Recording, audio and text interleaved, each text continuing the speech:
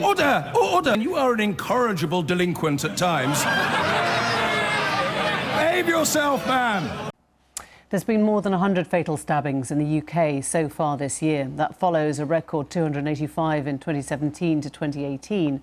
The government's unveiling the latest strategy to combat serious violent crime this week. It'll mean a new legal duty on public bodies in England to share data, intelligence and knowledge and work together to identify warning signs and intervene earlier. But without reversing the cuts to police, to youth services and other support networks, will this be enough? Our economics editor Ben Chu has been digging into it.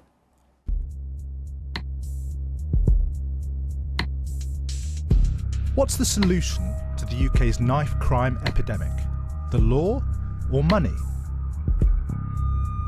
The Home Secretary, Sajid Javid, has announced a legal duty on NHS trusts, local councils and police forces to help prevent and tackle knife crime, to treat it as a contagious disease. This, according to ministers, is part of the so-called public health approach to knife crime. But the Mayor of London, Sadiq Khan, in a speech elsewhere today, suggested it was public spending cuts over the past decade which had created the conditions for this blight of violence. Investment in public services and programmes designed to tackle these ingrained problems have been decimated by a decade of austerity. This has removed the glue that holds our communities together, which previously prevented many people from slipping out of the system and into a life of crime. Mr Khan is asking for more money from the government to help tackle this underlying cause, and says this cannot really be done until all those public sector cuts have been reversed. So who's right? A public health approach did seem to yield dividends in Glasgow in the 2000s, when that city became Europe's murder capital.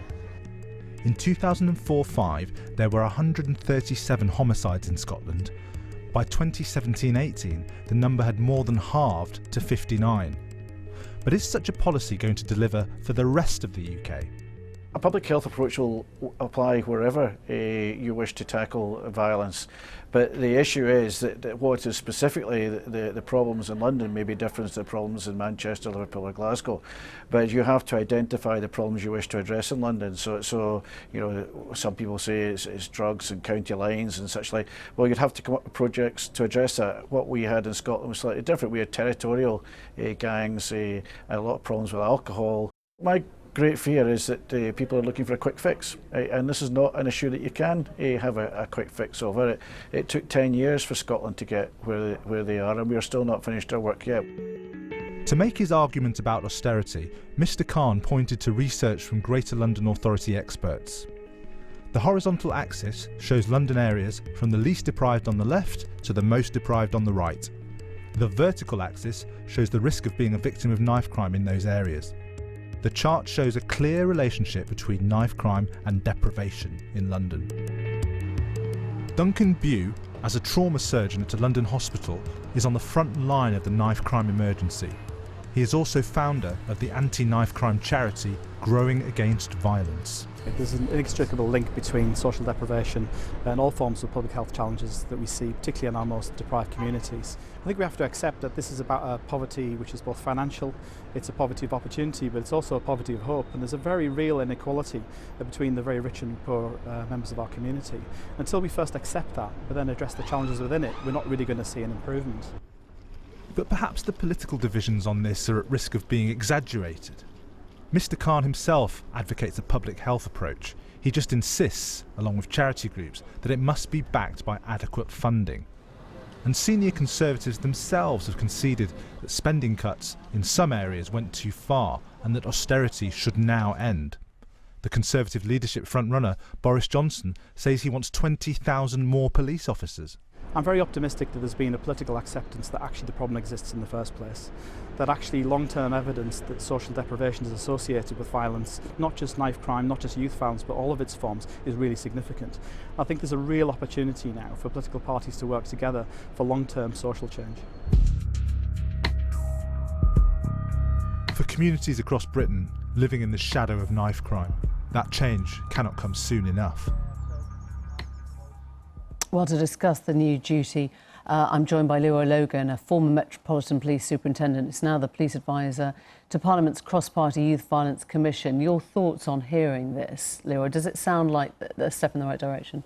Yes, it's just long in coming. You know, I think they should have realised that it's not going to be an enforcement process that's going to solve this issue. It's not just punitive action. It's around understanding adverse childhood experiences, toxic stress, trauma, and how it presents itself in terms of violence, and how the normalisation of violence.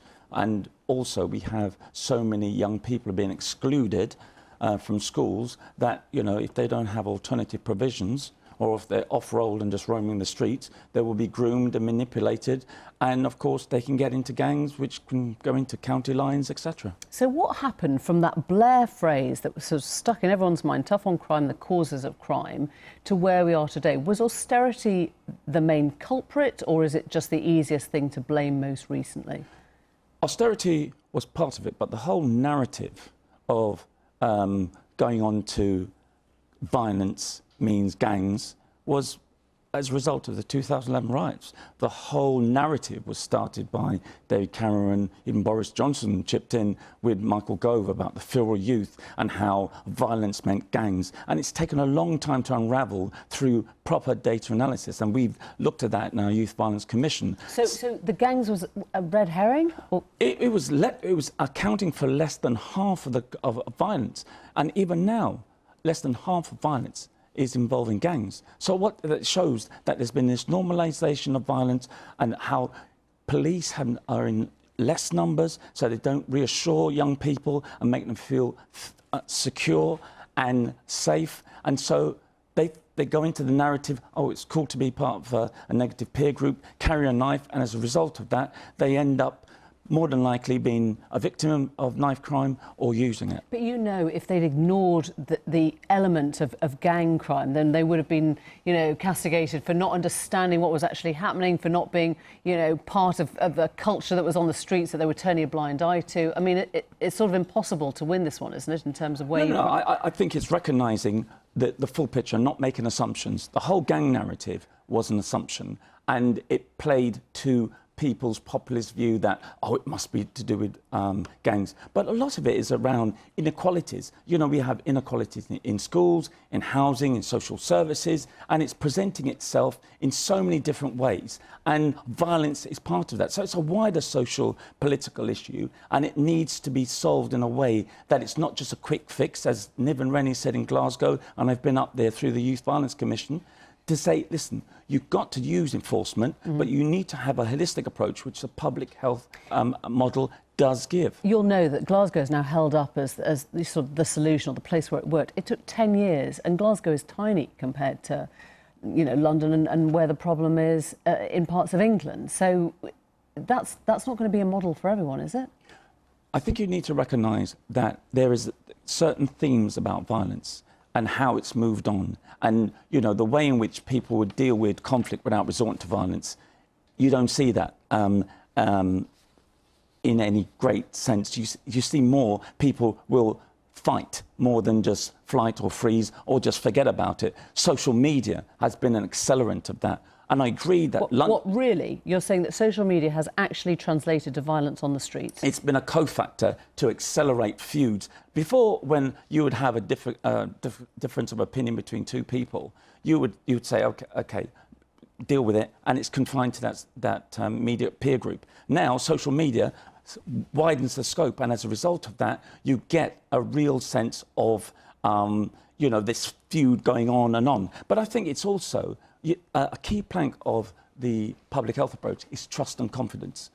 That's what needs to be done. So it's not just having police on the streets. We need our safer schools officers. We need our safer neighbour teams back. But we need to build the trust and confidence to reconnect with our communities, in particular our young people, so they feel safe and less likely to carry knives and other weapons. But you know as well as I do that when you look at the exclusion policy for schools and you say, of course, schools shouldn't exclude those pupils, you know, as readily, because actually that's what it does. It sends them onto the street. If you had a kid in a class with another kid who was constantly creating trouble and constantly on the violent end, you'd want that kid removed. You know, why should those communities or those classrooms suffer? Listen, my daughter's a teacher. I know how difficult it is. But using the Scottish model, you can actually see how you can have inclusion units. So you're not just, excluding them, and then they're the responsibility of the local authority, which is where the schools disconnect. So if you have inclusion units, they still have ownership in that young person's mind, and as a result of that, they're being provided for, so they're not being groomed or manipulated and brainwashed into doing criminality. And I've seen this with the Youth Violence Commission and also my charity Voyage Youth. We've been working with young people for 18 years, and we recognise you've got to give them culturally specific support and understand how their reality can present itself in forms of violence and other forms of crime. Leroy Logan, thank you. Thank you very much indeed.